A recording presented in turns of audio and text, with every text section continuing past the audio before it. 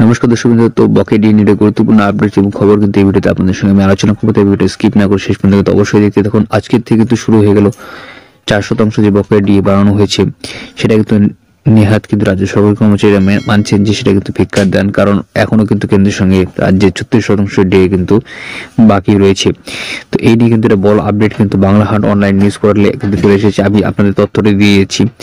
এখানে কিন্তু আরেকটা গুরুত্বপূর্ণ তথ্য দেওয়া হচ্ছে, সেটা হলো যে লাগাতার কিন্তু রাজ্য সরকারি কর্মচারী সংগ্রামী যৌথ মঞ্চ কিন্তু আন্দোলন করছে এবং আন্দোলনের মাধ্যমে তারা মনে করছে যে জয় আসবে। এই যে ডিএ দিচ্ছে, এর মানে কিন্তু রাজ্য সরকার কিছুটা হলেও ভয় পেয়ে যাচ্ছে এবং রাজ্য সরকারি কর্মচারী ছাড়া কিন্তু সরকার চলা অসম্ভব এবং ভোটের ব্যাংকে কিন্তু একটা গুরুত্বপূর্ণ কিন্তু সিদ্ধান্ত নিতে চলেছে রাজ্য সরকারি কর্মচারী সংগঠনের কর্মীরা।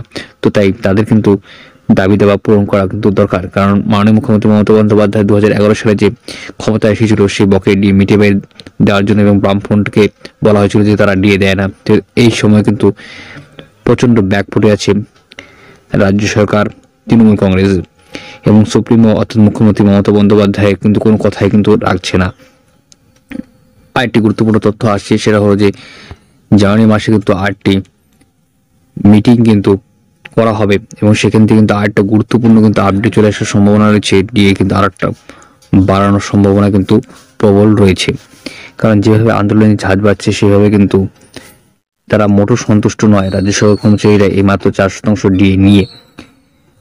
কারণ আপনারা সবাই জানেন কিছুদিনের মধ্যে কিন্তু আবার কেন্দ্র সরকার কিন্তু ডিএ বাড়াতে রয়েছে, সেখান থেকে কিন্তু অনেকটা অংশে বেড়ে যাবে। অর্থাৎ বর্তমানে 36% রয়েছে, অর্থাৎ কেন্দ্রের 46%, রাজ্য 10% মাত্র।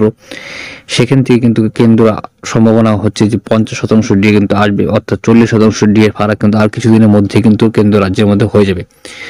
তো তাই যেভাবে আন্দোলন চলছে তাতে কিন্তু আরেক খাতে কিন্তু ডিএ বাড়ার সম্ভাবনা কিন্তু প্রবল রয়েছে। বিশেষ সূত্রে কিন্তু এই খবরটি পাওয়া গেছে।